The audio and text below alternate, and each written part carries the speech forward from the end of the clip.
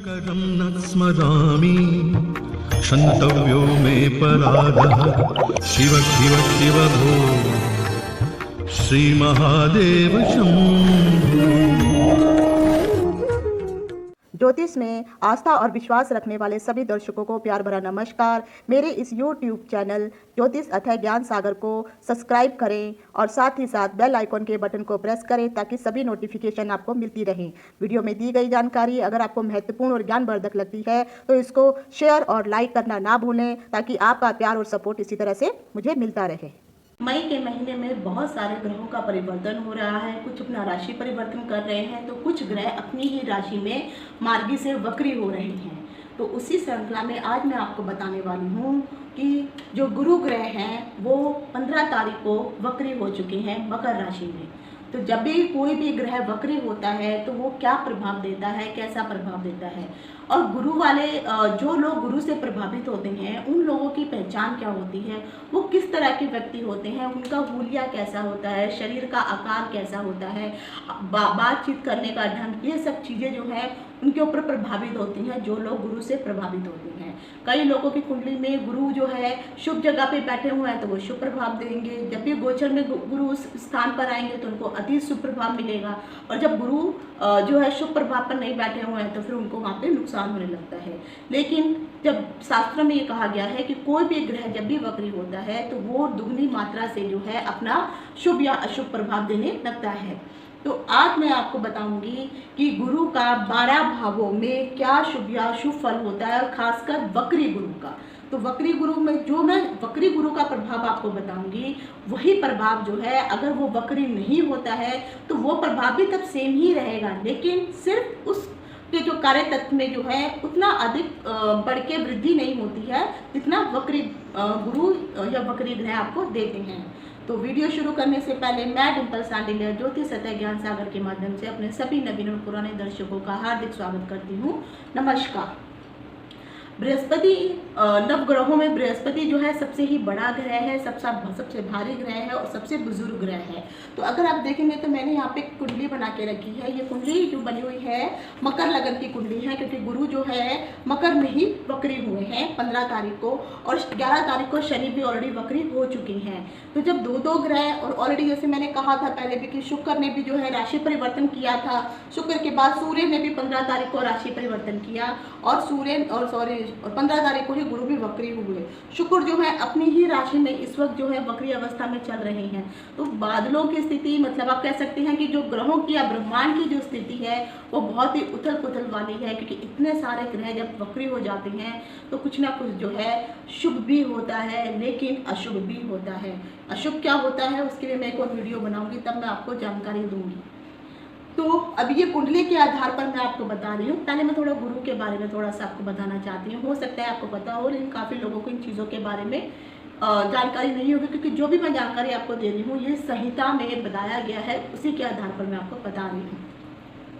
गुरु को शुभ ग्रह माना जाता है। गुरु को शुभता, सत्यता, न्याय, सद्गुण और सुख देने वाला ग्रह माना गया है।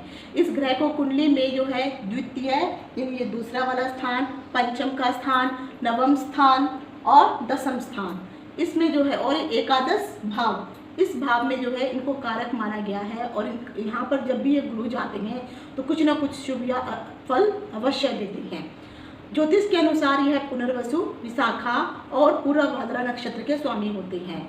यह 12 महीनों में जो है जब भी किसी भी राशि में जब ये चक्र लगाते हैं तो एक राशि में चक्र पूरा करने के लिए ये कम से कम 13 महीने लगाती हैं। लेकिन इन 13 महीनों में जो गुरु हैं वो कितनी बार वक्री होते हैं, तो अगर आप एक साल का हम कैलकुलेशन लेके चलते हैं तो 12 महीनों में 4 महीने ये वक्री रहते हैं, 4 महीने ये अस्त होते हैं, और अस्त होने के बाद जो है 1 महीने के बाद जो फिर ये उदित हो जाते हैं, फिर से उदय हो जाते हैं, और उसके बाद फिर जो अगला 4 महीने होते हैं फिर से वहाँ पर जो है ये फिर से वक्री हो जाते हैं। तो अभी आपको एक कंडीशन मैं समझा रही हूँ कि जब गुरु जो थे आपने देखा था वो अपनी धन राशि में थे, तो धन राशि में उनको 13 महीने रहना था, क्योंकि ये पिछले महीने नवंबर के आसपास आए थे। लेकिन गुरु की चाल इतनी अधिक तेज बीच में हो गई थी जिसके कारण जो थे ये धन राशि में सिर्फ 5 महीने निकालने के बाद ही सीधा ये मकर में इन्होंने प्रवेश कर लिया था। तो मकर में इन्होंने मार्च के आसपास प्रवेश किया था। अब उसके बाद अभी यहीं पर है और ये अगस्त में शिफ्ट करेंगे। लेकिन अभी गुरु जो है 15 को वक्री हुए हैं, और वक्री में ये कहा जाता है कि ग्रह उल्टा चलते हैं, पीछे चलते हैं। तो जब भी ग्रह अभी गुरु वक्री हो गए हैं, तो वक्री होने पे ये कम से कम 2 महीने से मैंने कहा 4 महीने वक्री होते हैं। लेकिन ये यहाँ पर जो है 2 महीने वक्री अवस्था में यहीं पे रहने वाले हैं, क्योंकि अभी मई चल रहा है। तो जून, जुलाई, अगस्त, तो 3 महीने तक जो है वो यहाँ अगस्त में जो है यहाँ पे ट्रांसफर कर जाएंगे। तो वक्री अवस्था में ये पीछे की तरफ चलेंगे और वापस फिर ये अपनी ही राशि धनु में चले जाएंगे, और फिर वो वहाँ पर अगस्त, सितंबर, अक्टूबर, नवंबर 4 महीने वहाँ रहेंगे, और नवंबर के मध्याह्न या अंत में वो फिर राशि परिवर्तन करके परमानेंट जो है वो मकर राशि में, मतलब अगले 13 महीनों के लिए फिर वो वापस आ जाएंगे। तो ये था गुरु का पोजीशन, इसलिए वक्री है, और वक्री होने के बाद जो है वो पीछे चले जाएंगे। अब एक चीज़ समझने वाली बात है कि जो भी वक्री ग्रह होता है वो प्रभाव कैसे देता है। तो वक्री ग्रह जो है जिस भाव में बैठा है वहाँ पे भी प्रभाव आपको मिलेगा, जो पिछले वाला भाव है उसका भी वो प्रभाव देगा, और जो आगे वाला भाव है तो उसका भी प्रभाव मिलेगा। तो आप सोचिए कि इस वक्त जो है गुरु जो है आपको ये 3 भावों का तो प्रभाव दे ही रहे हैं, और साथ में जहाँ जहाँ पर इनकी दृष्टि पड़ेगी उन भावों में भी ये अपना शुभ प्रभाव दिखाएंगे। तो अभी जैसे मैंने आपको ये बताया कि किस तरह से जो है वो आपको गुरु प्रभाव देते हैं और कैसे अस्त भी हो जाते हैं। इसके बाद जो है बृहस्पति को जो है जैसे पूरा एक राशि, जबकि 12 राशियों का चक्कर काटते हैं, तो एक राशि में कम से कम 13 महीने तक रहते हैं, और 13 महीने के पश्चात जो है फिर ये अपना राशि परिवर्तन कर लेते हैं। शास्त्रों में बृहस्पति को जो है पील वर्ण का कहा गया है, यानी पीले रंग का कहा गया है। और जो भी व्यक्ति बृहस्पति से प्रभावित होते हैं या जिनकी कुंडली में बृहस्पति ग्रह बहुत अच्छा होता है, उच्च स्थिति में होता है, शुभ ग्रहों से दृष्ट होता है, शुभ भाव में बैठा होता है, और खासकर जब त्रिकोण में अगर ये बैठा हुआ होता है उस समय जो है व्यक्ति के ऊपर बृहस्पति का प्रभाव बहुत अधिक हो जाता है। उस समय ऐसे जो व्यक्ति होते हैं इनके कफ प्रवृत्ति के व्यक्ति कहलाते हैं, और इनका शरीर जो है भारी और मोटा भी होता है, क्योंकि खुद आप बृहस्पति को भी देखेंगे तो ये भी काफ़ी भारी ग्रह है। इनकी जो आवाज़ होती है, जो भी ये बृहस्पति से प्रभावित जो लोग होते हैं, इनकी जब भी आप बात करेंगे तो इनकी आवाज़ में जो है शेर की तरह दहाड़ता होती है और शंख के जैसी गंभीरता होती है। आंखों में अगर आप देखेंगे तो इनकी जो आंखें होती हैं और आंखों की जो पलकें होती हैं और सिर के जो बाल होते हैं ये भूरे रंग के होते हैं, यानी सुनहरे या गोल्डन कलर के आपको दिखाई देते हैं। तो मोस्टली अगर आप देखेंगे तो ऐसे लोगों के बाल जो है नेचुरल ही ब्राउन होते हैं। उनकी जो छाती होती है वो पुष्ट होती है और ऊंची उठी हुई होती है, जैसे चौड़ी छाती या 56 इंच की छाती जिसको आप कह सकते हैं। उनका शरीर बड़ा भी होता है और भारी भी होता है। लेकिन ऐसे लोगों या फिर ऐसे जातकों की जो बुद्धि होती है बहुत ही उत्तम किस्म की बुद्धि होती है, बहुत तेज होती है, हर चीज़ को सोचने समझने की और परखने की क्षमता इनके अंदर बहुत अच्छी होती है। बृहस्पति से प्रभावित जितने भी लोग होते हैं वे धार्मिक, आस्थावान, दार्शनिक, वैज्ञानिक और ज्योतिष आदि में रुचि रखने वाले होते हैं। लेकिन इन लोगों की सबसे बड़ी पहचान ये है कि ये सत्यनिष्ठ होते हैं, और जो बृहस्पति ग्रह है ये धन प्रदान करने वाला ग्रह माना गया है। तो जिन लोगों का बृहस्पति अच्छा होता है उनको धन की कभी भी समस्या या प्रॉब्लम नहीं रहती है, किसी न किसी रूप से धन उनके पास आता जाता ही रहता है। अब संहिता में क्या बताया है, मैं एक वो पार्ट बताती हूँ। तो संहिता में अगर आप पराशरी पढ़ेंगे तो उसमें ये बताया गया है कि बृहस्पति यदि कुंडली में अच्छा होता है तो ऐसा मनुष्य हमेशा धनी रहता है। गोचर में जब भी बृहस्पति उसी राशि के अनुकूल या उनके भावों के अनुकूल जहाँ पर भी वो भ्रमण करता है, तो अगर वो अनुकूल अवस्था में होगा, शुभ अवस्था में होगा, तो आपको धन की प्राप्ति हमेशा होगी। जिस भी व्यक्ति का जन्म के समय जो कुंडली बनती है, यानी उनकी कुंडली में जो है अगर बृहस्पति बुरे ग्रहों में, बुरे भावों में बैठा है, अशुभ ग्रहों से पीड़ित है, अशुभ ग्रहों से प्रभावित है, तो ऐसे व्यक्ति को जो है हमेशा धन का नाश होता ही होता है। तो जब ये गोचर की अवस्था जब ये चल रही है तो बृहस्पति जिन लोगों के लिए शुभ बैठा है, आप देखिए जो वक्री हुआ है तो ये कम से कम 3 महीने के लिए जो है आपको बहुत अच्छा प्रभाव देने वाला है। धन संबंधी आपकी कुछ भी चीज़ें रुकी हुई हैं तो वो सब चीज़ें जो है आपको परेशानियाँ आपकी खत्म हो जाएंगी।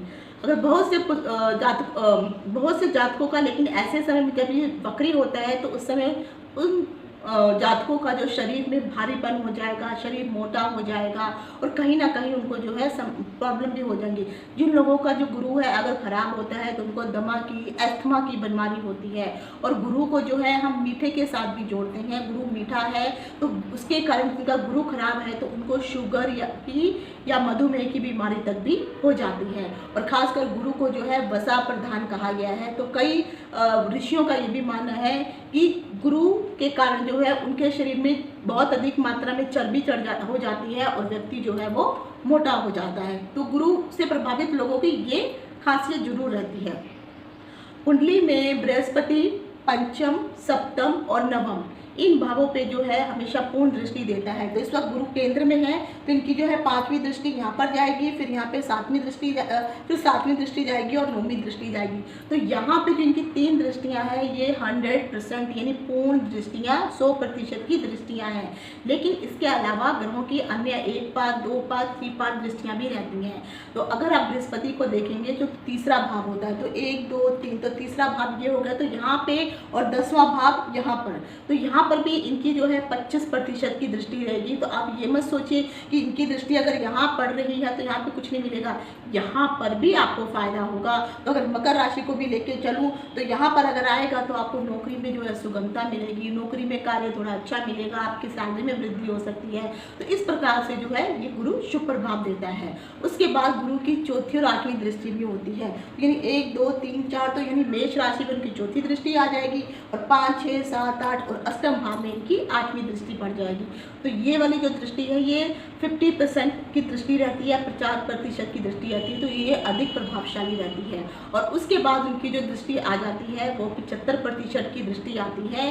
तो जहाँ पे जो 10वीं दृष्टि जैसे मैंने कहा है तो वहाँ पर ये जो 75% की दृष्टि है ये भी अत्यधिक लाभकारी और शुभकारी मानी होती है। तो लेकिन गुरु का एक अशुभ प्रभाव ये रहता है, चाहे वो किसी भी भाव में बैठे, चाहे वो वक्री होके बैठे या शुभ का होके बैठे या उच्च का होके बैठे या अपने ही भाव में बैठे, तो गुरु के लिए कहा गया है कि स्थान हानि करो गुरु, तो गुरु उस स्थान की हानि करते हैं। और शनि के लिए उल्टा कहा गया है, शनि के लिए कहा गया है कि स्थान पालक करे शनि। तो शनि जिस भाव में बैठते हैं वहाँ पर उस स्थान की वो रक्षा करते हैं, वहाँ पे वृद्धि करते हैं, उनके कार्य तत्वों को बढ़ाते हैं। लेकिन शनि की दृष्टि जहाँ जहाँ पड़ती है वहाँ पे नुकसान होता है। पर गुरु के लिए उल्टा हो जाता है, वो जिस भाव में बैठते हैं वहाँ को वो दबा देते हैं। अपना वजन उनका इतना ज़्यादा है कि वहाँ के जो कार्य तत्व हैं वो उनको उतना अच्छा उभर के नहीं मिल पाता है। लेकिन दृष्टि उनकी बहुत ही जादुईमयी होती है और बहुत शुभ प्रभाव देती है। तो ऐसा नहीं है कि वो यहाँ पे लाभ नहीं दे रहे, यहाँ पर भी देंगे, लेकिन हर चीज़ को देने में समय लगता है। तो गुरु चाहे देर से दे लेकिन देंगे जरूर। तो ऐसी स्थिति में अगर आप देखेंगे तो गुरु जो है अगर बलि भी हो जाता है, यानी बलि का अर्थात अगर ये वक्री होता है गुरु, तो वक्री होने के साथ वो जिस भी भाव में बैठेगा वहाँ पर जो है कुछ ना कुछ परेशानी अवश्य देगा। तो यानी अब शरीर के पास बैठा हुआ, लग्न में बैठा हुआ है, तो ऐसे लोगों को शरीर से संबंधित कुछ परेशानी हो जाएगी, कुछ शरीर में कुछ मोटापा, चर्बी बढ़ जाएगी, शुगर, अगर आपका ये शुगर के रोग वगैरह हो सकते हैं, तो ये सब चीज़ें जो है आपको मिल सकती हैं। लेकिन गुरु जो है धनु और मीन जहाँ पर योग कारक होता है, ये इनकी अपनी ही राशियाँ हैं। धनु में अगर देखेंगे तो 75% और मीन में 25% का स्वामित्व ये बना के रखते हैं। और गुरु जो है कर्क राशि में उच्च के माने जाते हैं। और इस स्थिति में आने पर जिस भी भाव में गुरु होता है और जिन भी भाव में जैसे मैंने कहा वो दृष्टि डालता है, वहाँ पर ये बहुत अधिक शुभ प्रभाव देते हैं। कन्या और मिथुन लगन वालों के लिए जो है गुरु हमेशा बाधक माने जाते हैं। इसका कारण क्या है? क्योंकि कन्या और मिथुन जो है दोनों ही बुध ग्रह की राशियां हैं और बुध ग्रह जो है इनका शत्रु है। और इसका ये शत्रु क्यों है इसके बारे में मैं पहले डिटेल में बता चुकी हूँ, तो आप मेरे पिछले वीडियो देख सकते हैं। तो इसीलिए यहाँ पर ये योग कारक नहीं, योग बाधक माना जाता है। अब आ जाता है वक्री होने की कंडीशन। जब भी किसी भी जातक की कुंडली में जन्म से जब वो पैदा होता है उसकी कुंडली में गुरु वक्री होता है, और अभी जो गुरु वक्री चल रहा है तो क्या प्रभाव देगा वो मैं आपको बता रही हूँ। तो जब भी किसी भी जातक की कुंडली में यदि गुरु वक्री होता है तो समझे कि इसकी किस्मत जो है उसके द्वार खुल गए हैं, यानी अभी तक आपको जितनी परेशानियां थी, जितनी मुसीबतें थी, वो सब खत्म होने का समय आ गया है। वक्री बृहस्पति वाले जातक उन सभी कार्यों को बहुत ही आसानी और सफल पूर्वक कर लेते हैं, जिनको करने के लिए दूसरे लोगों को 10 बार सोचना पड़ता है। और वो कई बार उस कार्य में, अगर वो कार्य में हाथ भी डालते हैं तो उसके बाद भी उनको सफलता की जगह असफलता ही हाथ लगती है। लेकिन जब भी वक्री गुरु किसी की कुंडली में आता है तो उनके अंदर एक रहस्यमय शक्ति आती है, जिसके कारण जो है वो अपने जो भी कार्य, जिसको भी वो हाथ डालते हैं, उसमें वो संपूर्णतः सफलता प्राप्त कर ही लेते हैं। और उस जगह पर जहाँ पर लोग निराश हो जाते हैं कार्य को करते वक्त कि बस अब मुझसे नहीं होगा, मैं नहीं कर सकता हूँ, लेकिन ये वक्री गुरु से प्रभावित लोग जो हैं, इनके अंदर झिझक नहीं होती है, डर नहीं होता है, और ये निराशा नाम की चीज़ को नहीं समझते हैं और उस जगह से ये काम शुरू करते हैं जहाँ से लोग थक चुके होते हैं कि अब मैं आगे काम नहीं कर सकता हूँ। ये उसी सिरे से काम शुरू करके सफलता प्राप्त करके दिखाते हैं, क्योंकि इनके अंदर जो है ऐसे जातकों के अंदर एक बहुत अधिक अद्भुत तरह की क्षमता होती है और सामर्थ्य होता है किसी भी कार्य को करने के लिए। वक्री ग्रह का एक विशेष नियम जरूर है, ये शास्त्रों में बताया गया है और ये आपको हर जगह अप्लाई भी करना चाहिए। जब भी कोई ग्रह वक्री होता है तो वह अपने स्वभाव से 3 गुना अधिक फल देता है। तो आप लगा के चलिए कि यदि अगर किसी का उच्च का गुरु है तो वो उच्च के गुरु के हिसाब से प्रभाव देगा, लेकिन वही उच्च का गुरु वक्री हो जाता है तो उसको तो मतलब सोचिए कितना अधिक प्रभाव मिलने वाला है, तो 3 गुना अधिक उसको प्रभाव मिल जाएगा। और अगर वो पाप ग्रह है या पाप भाव पर स्थित बैठा हुआ है, शत्रुओं से पीड़ित है, शत्रु की राशि में, सपोज गुरु बुध की राशि में आके बैठ गया या कन्या राशि में या मिथुन में बैठ गया है, तो वहाँ पे ये 3 गुना अधिक विनाश करने वाला है। 3 गुना अधिक जो है आपको उतना ही अशुभ फल प्रदान करेगा। जिस भी ग्रह, जो भी ग्रह वक्री ग्रह होते हैं, वे जिस जिस भावों में बैठते हैं वह उन भावों को शुभ फल प्रदान करते हैं, किंतु साथ में वो जिस भाव पर बैठे होते हैं, अगर वो भाव अशुभ होता है, शत्रु का होता है, तो उस भाव में जो है वो जो भी अच्छाई होती है उस अच्छाई को वो नष्ट कर देते हैं। लेकिन क्योंकि भारी ग्रह हैं और अगर ये शुभ भाव में भी बैठे हैं तो उस भाव के जो अशुभ फल है उसमें कमी कर देंगे और उस भाव के शुभ फलों में वो बढ़ोतरी कर देंगे। गुरु आसानी से जो है, कभी बहुत कम जगह ऐसे रहते हैं कि आपको बुरा फल देते हैं, किंतु कई जगहों पर जो है गुरु अपना बुरा फल भी प्रदान करते हैं। जैसे अब कई जातकों का गुरु अगर ठीक नहीं है तो संतान संबंधी, धन संबंधी, धर्म से संबंधी, क्योंकि इन सभी का कार्य गुरु है, तो इससे जो है आपके क्रियाकलाप में जो है कुछ अशुभता आनी शुरू हो जाएगी। संतान से संबंधित आपको परेशानियां होनी शुरू हो जाएंगी, संतान उत्पन्न नहीं होगी, धर्म में आपका विश्वास नहीं लगेगा, धन आपके पास होगा तो वो रुकेगा नहीं। तो ये जितने भी कारक हैं, सभी कारकों को जो है गुरु प्रभावित करना शुरू करेगा। ब्राह्मणों की आप इज्जत नहीं करेंगे, साधु संतों में आप विश्वास नहीं करेंगे, उनको धुतकारेंगे, उनकी निंदा करेंगे, तो ये इस तरह के प्रभाव जो है आपके अंदर आने शुरू हो जाते हैं अगर आपका गुरु अशुभ जगह में, अशुभ प्रभाव में बैठा हुआ है। ये भी चीज बताई गई है शास्त्रों में कि नया एक ये रूल है, इस रूल को भी याद रखिए। कोई भी अगर शुभ ग्रह है, अगर उस शुभ ग्रह के ऊपर पाप ग्रहों की दृष्टि आ रही है तो उसकी शुभता का फल कम हो जाता है। लेकिन अगर कोई भी क्रूर ग्रह है और उस क्रूर ग्रह के ऊपर कम से कम अगर 2 पाप शुभ ग्रहों की दृष्टि भी आ रही है, मिनिमम 2, 3, 4, 5 वो अधिक हो जाएंगे तो अच्छा है, लेकिन मिनिमम अगर 2 ग्रह की, अगर 1 ग्रह की भी दृष्टि जाती है तब भी वो अपना बुरा प्रभाव खत्म कर देता है और शुभ पर फल देने शुरू कर देता है। लेकिन वक्री गुरु जिस भी भाव में बैठता हुआ दिखाई देता है, उस भाव को वो दबाता है और फिर वहाँ पे वो अशुभ फल भी देने लगता है। पर शनि के साथ जब भी वो मकर राशि में गुरु आकर के बैठता है या कुंभ में आकर के गुरु बैठता है तो गुरु वहाँ पर अच्छे फल नहीं देता है, क्योंकि ये जो है इनके शत्रु की राशि है। इसी कारण जो है यहाँ पे आकर के गुरु फल तो देगा लेकिन उतने अच्छे फल नहीं देगा।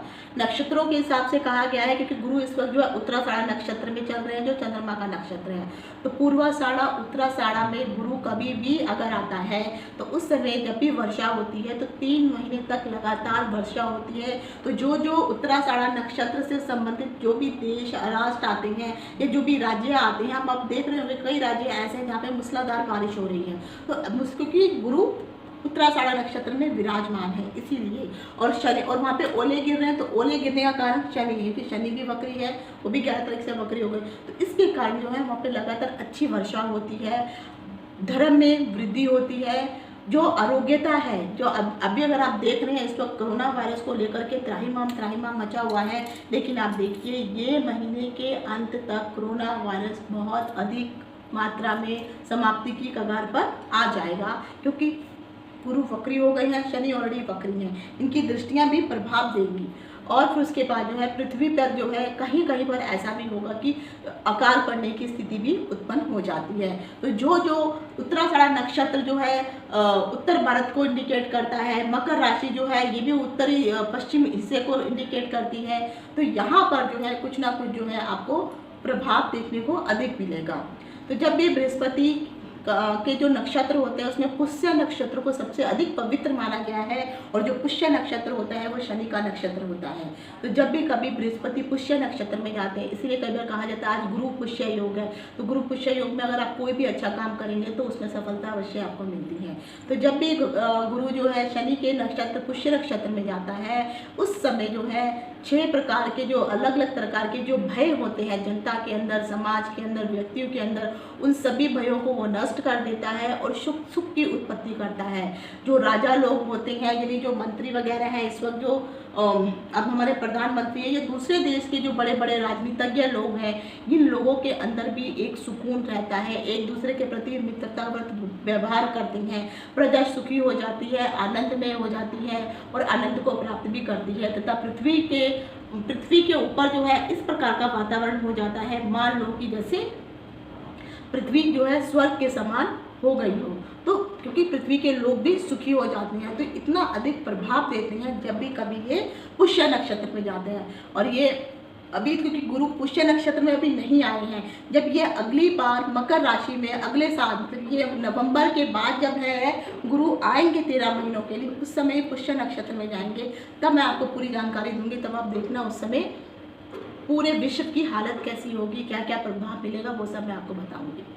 विशाखा, कृतिका, मघा, रेवती, अश्विनी, श्रवणा और पूर्व भाद्रा, इन नक्षत्रों में भी अगर जब भी गुरु गमन करते हैं तो कहा जाता है ये सारे नक्षत्र भी गुरु पुष्य योग के समान ही होते हैं, क्योंकि ये जो भी नक्षत्र मैंने आपको बताए हैं ये इनके मित्र ग्रहों के नक्षत्र हैं। और यहाँ जब भी कभी ये विचरण यहाँ पर करते हैं तब भी हल्की हल्की वर्षा हमेशा बनी रहती है और वर्षा का मौसम रहता है। तो आप ये नहीं कह सकते कि अकाल पड़ने वाली नौबत आएगी। पूर्वा, फाल्गुनी, चित्रा और उत्तराषाढ़ा, इन नक्षत्रों में बृहस्पति के जो है गमन करने पर जो है बृहस्पति अपना प्रभाव जो है मध्यम रूप से प्रदान करते हैं। फाल्गुन मास में, क्योंकि इस बार अगर आप देखेंगे कि फाल्गुन का महीना मार्च के महीने में जो था गुरु ने अपना राशि परिवर्तन किया था और वो यहाँ से इधर आ गए थे। तो जब भी वो फाल्गुन मास के समय जो है गुरु राशि परिवर्तन करते हैं तो उस समय जो है स्त्रियों के अंदर भय की मात्रा बहुत अधिक हो जाती है। स्त्रियों की में जो है जो भी सुहागन स्त्रियाँ हैं वो विधवा होने की संख्या उनकी अधिक हो जाती है, वृद्धि हो जाती है। तो अब आप देख ही रहे होंगे कि इस वक्त कितना अकाल पड़ा, मतलब कितनी महामारी के कारण कितने लोग, कितने परिवार जो है तबाह हो चुके हैं पूरे विश्व में। अगर आप देखेंगे तो वर्षा का अभाव रहने लगता है, अल्प वर्षा होती है, यानी होती है वर्षा लेकिन कहीं कहीं पर होती है, फसलों में कमी आ जाती है और हेजे जैसा प्रकोप आ जाता है। तो हेजा मतलब उस समय जब ये ऋषियों ने ये पुस्तकें लिखी हुई थी उस समय हेजा महामारी, यहाँ पे हेजा को महामारी का रूप बताया गया है। तो अभी आप देख रहे हैं कि पूरे विश्व में कौन सी महामारी पनपी हुई है, जिसके कारण जो है उसका विकराल रूप हो जाता है, व्यापक रूप हो जाता है। बंगाल, राजस्थान और गुजरात, यहाँ पर तो अकाल जैसी स्थिति उत्पन्न हो जाती है और हर जगह इस जगह पर जो है अशांति बहुत अधिक होती है। तो इस प्रकार अगर आप देख रहे होंगे तो बंगाल की स्थिति देखिए, गुजरात में इस वक्त कितने सारे कोरोना वायरस के केसेस आप दिखाई दे रहे होंगे, राजस्थान में भी देखिए कितने सारे केसेस आप दिखे होंगे। तो ये सभी जब भी, क्योंकि ये यहाँ पे इन सब का प्रभाव क्यों आया, क्योंकि ये गुरु ने फाल्गुन मास में मार्च में राशि परिवर्तन किया था और ये जो फाल्गुन मास का जो समय रहता है ये इस दिशा को इंडिकेट करता है। तो इसी कारण जो था कि ये प्रॉब्लम हुई है। जब भी गुरु मकर राशि के अंतर्गत जब भी वक्री होते हैं उस समय एक शुभ प्रभाव तो अवश्य होता है कि जो अनाज होता है वो अनाज सस्ता हो जाता है और जो भी व्यक्ति बीमार होते हैं, रोगी होते हैं, उन लोगों को आरोग्यता मिलने लगती है, रोग खत्म होने लगता है। तो इसलिए मैं आपको कह रही हूँ कि गुरु वक्री हो गए हैं और वक्री होने के कारण अब जो ये रोग की जो खत्म होने की जो स्थिति है, अब आप देख लीजिए 30 मई तक जो है ये रोग समाप्ति की कगार पर आ जाएगा। क्योंकि अगर आप देखेंगे तो इनकी दृष्टि 1 2 3 4 5 6, तो छठी दृष्टि जो है कि ये रोग रिपु ऋण का वो है, भाव है। तो जब गुरु भी की दृष्टि भी यहाँ पर जा रही है और शनि की दृष्टि भी जब इनके ऊपर जाएगी, क्योंकि मैंने कहा सभी ग्रहों को दृष्टि यहाँ 1 पाद 2 पाद 3 पाद दृष्टि रहती है। तो जब ये दृष्टि यहाँ पर जाएगी, इसके कारण जो है राहु के ऊपर जो है ये अपना प्रभाव डाल रहे हैं। और राहु के कारण क्योंकि ये परेशानी उत्पन्न हुई है, इसीलिए अब ये राहु को प्रेशराइज कर रहे हैं, कमजोर कर रहे हैं, दोनों ही ग्रह मिलकर के। इसीलिए कोरोना वायरस भी का अंत होने वाला है, इसी महीने में हो जाएगा। अब आपको मैं बता रही हूँ कि वक्री गुरु 12 भाव में क्या सा प्रभाव देता है। जब भी किसी भी व्यक्ति के प्रथम भाव में, ये लगन का भाव है, इस भाव में जब भी गुरु वक्री होता है, तो गुरु वक्री होने पर ऐसे व्यक्ति जो होते हैं विद्वान होते हैं, विशेष पूजनीय होते हैं, स्वास्थ्य उनका जो स्वास्थ्य होता है वो अच्छा रहता है, शरीर सुंदर शरीर के वो मालिक होते हैं। सार्वजनिक जीवन में उनको ऐसा मान और सम्मान मिलता है कि लोग उनकी प्रतिष्ठा आगे बढ़ती जाती है। लेकिन दूसरे कई मामलों में जो है यहाँ पर ये थोड़ा न्याय करने में चूक हो जाती है। उसका कारण क्या है? क्योंकि जब वो लगन में बैठा है तो लगन में बैठ करके थोड़ा उस भाव में वो भारीपन लेके आते हैं, तो इसी कारण जो है कुछ समस्याएं भी उत्पन्न हो जाती हैं। जो भी इनके अपने प्रिय होते हैं, मतलब जो भी बंधु बांधव होते हैं, उनके प्रति थोड़ा पक्षपाती हो जाते हैं और दूसरों के प्रति ये ईमानदारी भी बरत नहीं पाते हैं। तो जब भी वक्री गुरु होता है लगन में, उसके बाद आ जाता है द्वितीय भाव में। जब भी वक्री गुरु द्वितीय भाव में आता है तो उस समय जो है अगर आप देखेंगे तो ऐसे व्यक्ति जो है बहुत अधिक लापरवाह हो जाते हैं। और द्वितीय भाव धन का भाव होता है, वाणी का भाव होता है। ये बात अच्छी है कि हाँ, उनकी वाणी में जो है एक सुगमता आ जाती है, सुअरता आ जाती है, वो अच्छा बोलते हैं, रिस्पेक्ट से बोलते हैं, तो लोगों को भी उनसे बात करना अच्छा लगता है। हाँ, लेकिन ऐसे कंडीशन में वो खर्चीले बहुत हो जाते हैं, लापरवाह हो जाते हैं और वो धन खर्चना, बहुत अधिक मात्रा में धन खर्चना शुरू कर देते हैं। ऐसे लोगों को पैतृक संपत्ति प्राप्त होती है, इसीलिए वह उसका महत्व भी इतना अच्छी तरह से समझ नहीं पाते, क्योंकि उनको जो पैसा मिला होता है वो उन्होंने तो कमाया नहीं है, उनको आगे से पीछे से मिला है। तो इसी कारण जो है वो लापरवाही से खर्च करना अधिक शुरू कर देते हैं और अंधाधुंध खर्च करने के कारण जो है कभी कभी उनको धन से संबंधित प्रॉब्लम शुरू हो जाती है। यदि द्वितीय भाव में गुरु वक्री अवस्था में अगर बैठा हुआ है और वक्री गुरु के साथ अगर मान लीजिए शुक्र भी साथ में आ जाता है, तो ऐसे लोगों की जो जिंदगी होती है वो आलीशान हो जाती है, लग्जरी हो जाती है। कारण क्या? द्वितीय भाव जो है शुक्र का ही होता है और शुक्र ही उसके मालिक होते हैं। और द्वितीय भाव में गुरु भी आ गया है, तो क्योंकि गुरु धन दे रहा है, शुक्र ऐश्वर्य दे रहा है, तो ऐसे लोगों के पास जो है आलीशान बंगले, उनकी जीवन शैली बहुत रिच किस्म की होती है। लग्जरी गाड़ियाँ, आभूषण, बड़े बड़े घर और बड़े बड़े तरह के शौक अपने अंदर पाल के रखते हैं। बोलने में वो कुशल, वाक्पटु इंसान होते हैं, दानी होते हैं, मन के उदार होते हैं और ऐसे लोगों को पत्नी से भी बहुत अच्छा सहयोग और सुख की प्राप्ति होती है।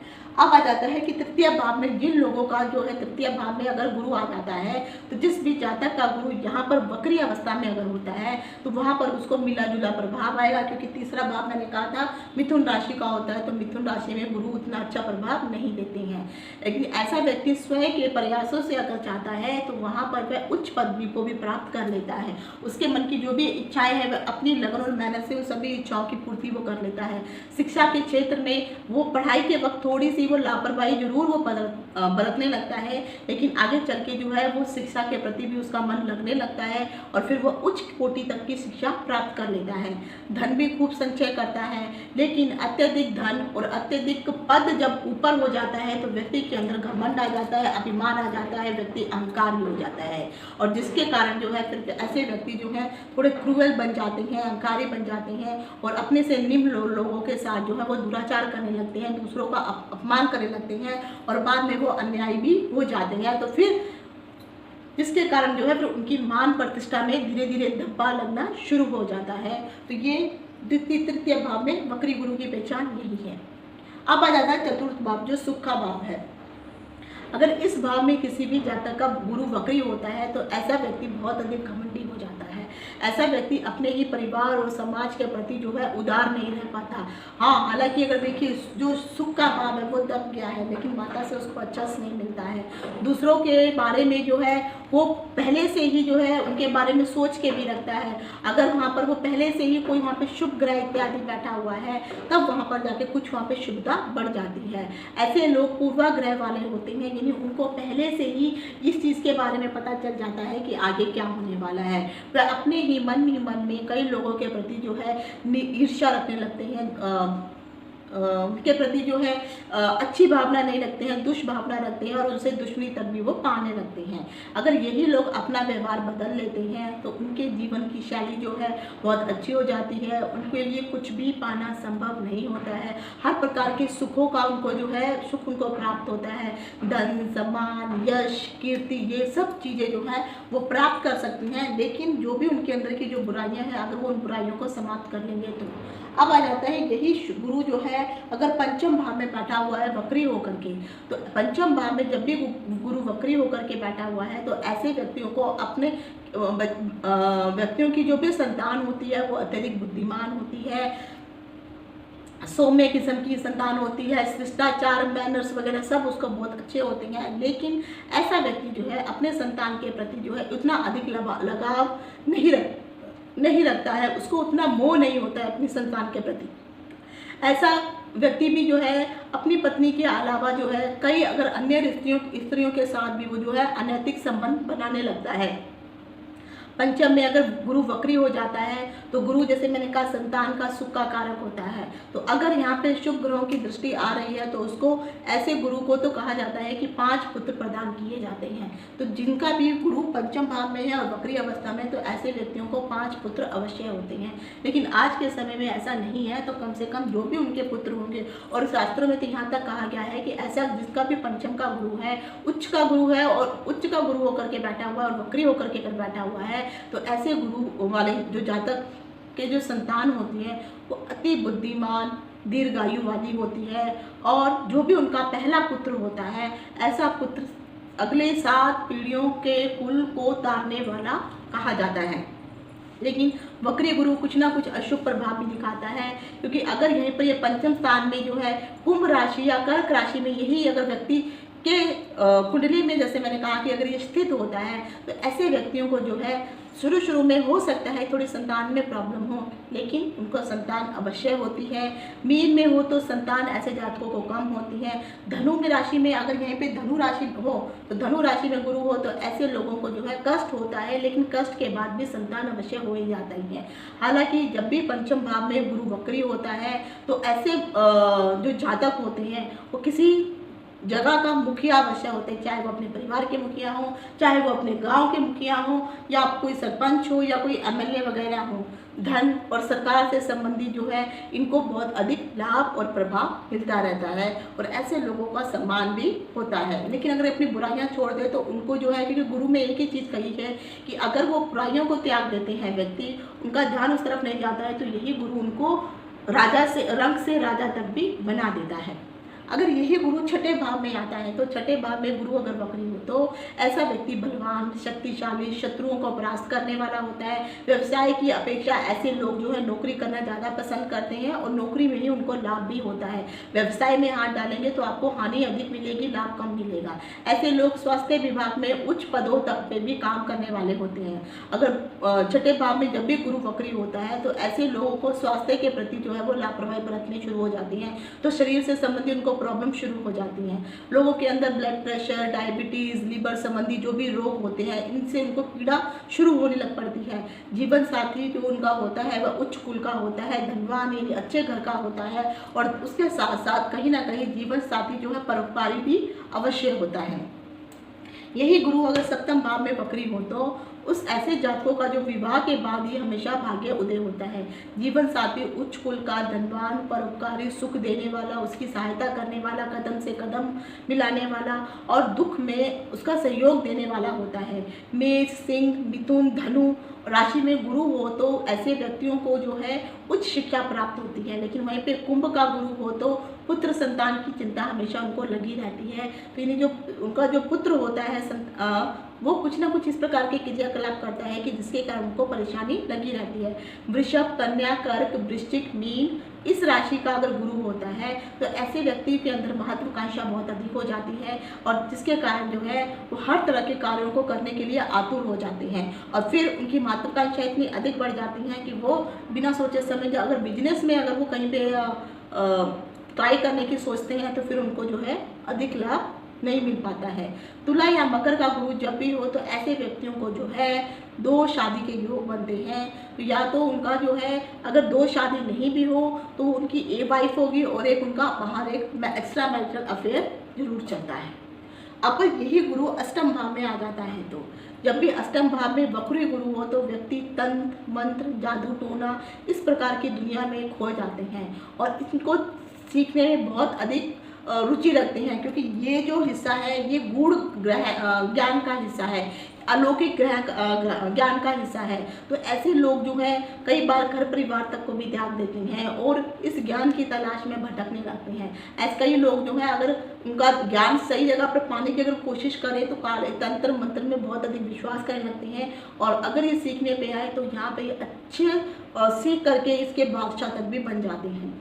ऐसे व्यक्तियों को आप हमेशा, क्योंकि जब भी किसी के अंदर पावर होती है और जो भी कोई तंत्र मंत्र अगर आप लोग कोई सीखते हैं इस तरफ आपका ध्यान जाता है और अगर आपने सीख लिया और आपके साथ किसी ने कुछ बुरा किया तो जब भी कहा जाता है कि जिस भी व्यक्ति के अंदर पावर होती है तो हमेशा उस पावर का जब वो क्रोधित होता है, गुस्सा होता है तो उसका दुरुपयोग अवश्य करता है। तो जब आप इस प्रकार का दुरुपयोग करना शुरू कर देते हैं तो कहीं ना कहीं इसी कारण जो है आपके अकाल मृत्यु के योग भी बन जाते हैं। और अष्टम भाव में बैठा हुआ गुरु अचानक जो है अकाल मृत्यु दे देता है, दुर्घटना के कारण में मृत्यु हो सकती है। अष्टम भाव में अगर गुरु वक्री होता है और शुभ ग्रहों के साथ बैठा होता है तो ऐसे लोगों को पैतृक धन अवश्य मिलता है, पैतृक संपत्ति अवश्य मिलती है।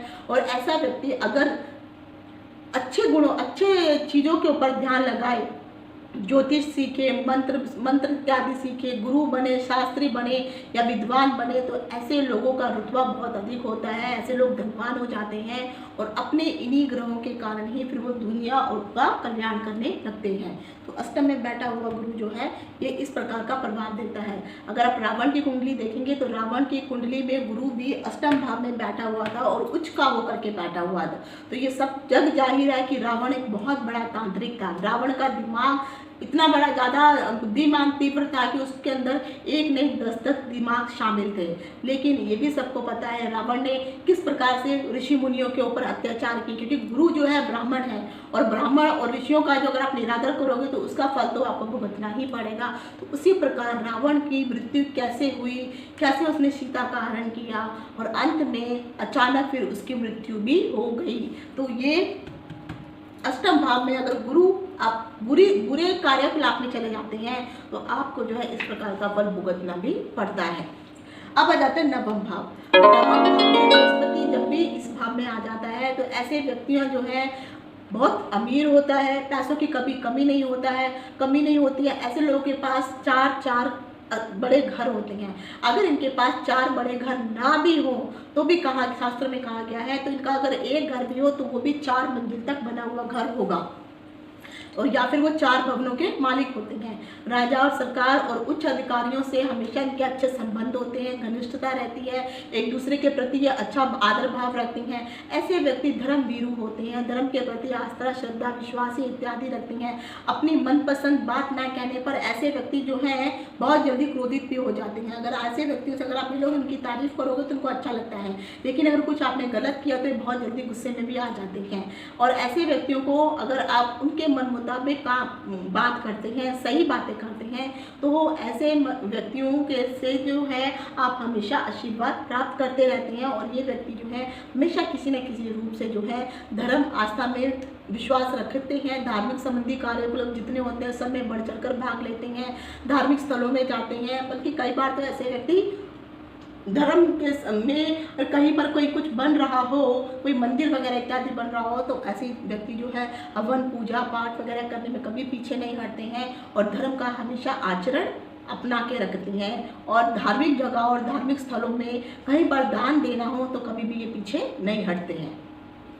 अब यही गुरु जो है दशम भाव में आ जाता है तो दशम वक्री गुरु होने वाले व्यक्ति की जो प्रतिष्ठा होती है वह अपने पिता दादा से ज़्यादा होती है। तो यानी पिता की प्रतिष्ठा जितनी थी तो लोग उसके पिता के नाम से नहीं उसके नाम से उसको पहचानना शुरू कर देते हैं। ऐसा व्यक्ति धनी और राजा का बहुत अधिक प्रिय होता है। दूसरे अगर दिशा में अगर अब देखा जाए तो जिसका भी 10वें भाव में वक्री गुरु होता है तो वक्री गुरु वाले जातकों के विरोधी बहुत अधिक हो जाते हैं और जब भी वो कोई अच्छा काम करते हैं तो उनको जो है किसी न किसी कारण जो है नुक्ताचीनी करते हैं और विरोध की भावना उत्पन्न होने लगती हैं और जिसके कारण जो है उनके कार्य में बाधक बन जाते हैं। लेकिन फिर भी ऐसे जातक जो है कभी भी मुड़ के पीछे नहीं देखते हैं, अपनी हिम्मत नहीं हारते हैं, अपनी जितनी भी जिम्मेदारियां हैं उनको आसानी से पूर्ण करते हैं और जो भी बुरे लोग हैं उनकी हरकतों पर हमेशा नजर बनाए रखते हैं।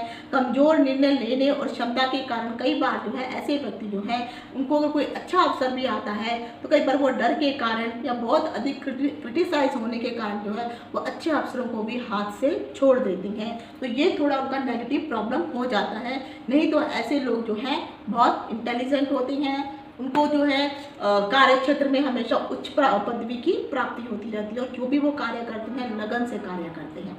अब यही गुरु अगर एकादश भाव में आ जाता है तो 11वें भाव में अगर वक्री गुरु हो तो व्यक्ति लगातार आगे बढ़ता रहता है अपने प्रयासों के कारण, लेकिन अपने से निम्न वर्गों के लोगों के साथ इनकी मित्रता बहुत अधिक होती है। उनका जीवन स्तर ऐसे लोगों का जो है सामान्य रहता है। अगर आप उनके कपड़े वगैरह पहनने का तरीका देखेंगे, रहन सहन का तरीका देखेंगे तो आपको लगेगा ये तो कोई नॉर्मल इंसान है, लेकिन जब आप उनके घर में जाएंगे तब आप उनके घर में खाना पीना रहना, उनके घर आलीशान घर को देख करके उनके ठाट को देख करके आप हैरान हो जाएंगे कि इस व्यक्ति का घर इतना बड़ा है लेकिन इस व्यक्ति का जो रहन सहन है, इसके तौर तरीके हैं वो उतने अच्छे नहीं है जितने उसके घर की कंडीशन आपको दिखाई देती है।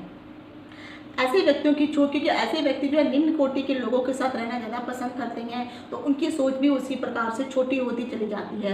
ऐसे लोग जो है उल्टे चक्रों में पड़ जाते हैं, शराब व्यसन आदि अपनाने लगते हैं, मांस मदिरा के वो शौकीन हो जाते हैं और इसी कारण जो है उनके मित्र भी इसी प्रकार के उनके बनने लगते हैं, जिसके कारण फिर बाद में उनका जितना भी धन होता है उस धन का जो है वो मित्र ही उनके धन का नाश कर देते हैं। तो ऐसे लोगों को थोड़ा अपने आप को बचा के रखना चाहिए। धर्म के प्रति आप साधुओं वगैरह के इनकी इज्जत कीजिए, मंदिर में जाइए, पूजा पाठ कीजिए, ब्राह्मणों की इज्जत कीजिए तो आपको ये सब प्रॉब्लम नहीं होती। अब यही गुरु जो है अगर द्वादश भाव में आ जाता है और वक्री गुरु जब द्वादश भाव में होता है तो ऐसे लोगों का जो भी पैसा होता है हमेशा शुभ कार्यों में लगता है। जो भी वो यात्रा इत्यादि करते हैं हमेशा उनकी शुभ ही होती हैं। इसके बाद जो भी उनके शत्रु होते हैं गुप्त रूप से इनको बदनाम करना चाहते हैं, इनके ऊपर हमला करते हैं, इनके ऊपर नुक्ताचीनी करते हैं, बुराइयां करते हैं, लेकिन ऐसे व्यक्तियों का शत्रु कुछ भी बिगाड़ नहीं सकते हैं क्योंकि यहाँ पे बैठा हुआ गुरु सप्तम दृष्टि से यहाँ पर देखता है, जिसके कारण जो है उनके शत्रु हमेशा नष्ट होते रहते हैं। लोग उनका कुछ बिगाड़ नहीं सकते हैं और जो उनके ऋण जो होते हैं वो उनके ऊपर ना के बराबर होते हैं और कभी ज़िंदगी में ऋण चढ़ भी जाता है तो वो आसानी से उस ऋण को उतार भी लेते हैं और कहीं ना कहीं वो अपनी रक्षा करते भी रहते हैं। ऐसे लोगों को आगे बढ़ने के बहुत सारे अवसर मिल जाते हैं। ऐसे लोगों का जो कांटेक्ट होते हैं वो अच्छे उच्च पदों के लोगों के साथ होते हैं, उच्च सरकारी लोगों के साथ होते हैं और ऐसे लोगों को अगर आप किसी के साथ किसी अच्छे व्यक्ति के साथ उनको पहचान का मौका मिल जाता है तो ऐसे लोग अपने आप को निखारने में पीछे नहीं हटते हैं। लेकिन कई बार ऐसे लोग जो हैं व्यर्थ के कार्यों में समय ज़्यादा नष्ट करते हैं, शुभ कार्य या अच्छे कार्यों जो भी उनके हाथ में आने चाहिए उस तरफ उतना ध्यान नहीं देते हैं। और द्वादश गुरु की एक चीज मैं आपको बताना चाहती हूँ जो बहुत खास है, ऐसे लोगों को जो है जब भी पैतृक संपत्ति इत्यादि मिलती है तो पैतृक संपत्ति में उनको गोल्ड अवश्य मिलता है। उनके पास गोल्ड अत्यधिक मात्रा में होता है, चाहे वो गुप्त रूप में रखे या कहीं पे भी रखे, लेकिन गोल्ड की मात्रा उनके पास अक्सर आपको विद्यमान दिखाई देगी। तो ये थे सभी द्वादश भाव में वक्री गुरु से संबंधित सारे प्रभाव मैंने आज आपको बताए हैं। आशा करती हूँ कि आपको ये पसंद आया होगा। आज यहीं तक, इति शुभम, नमस्कार।